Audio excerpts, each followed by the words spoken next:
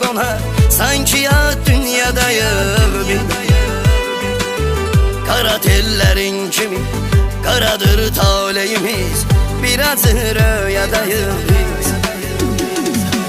Yanmadın mı mənə sən, lap razıyam yenə mən, kül olum sənin yolunda.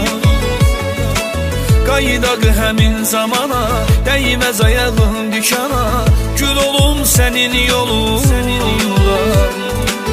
Ölmə ölmək nədir ki, bunu bilmək nədir ki, gəl ölüm sənin qolunda.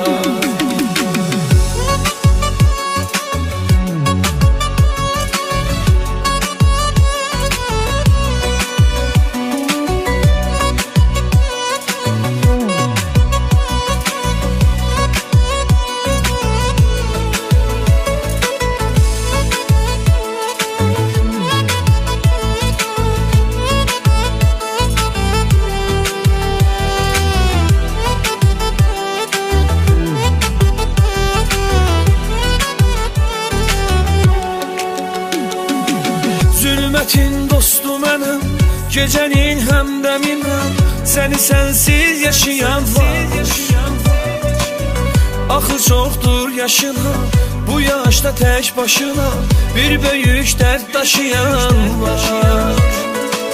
Arzular yarım yarım, hanı əhdin ilqarım, yoxdur eşqdən əsərin.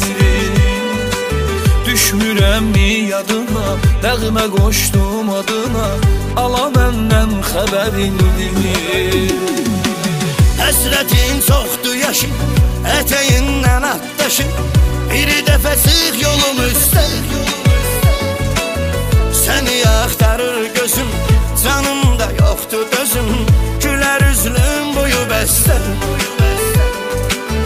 Bu aşıqın canısən, dərdinin dərmanısən, eşqin eləyib məni xəstə.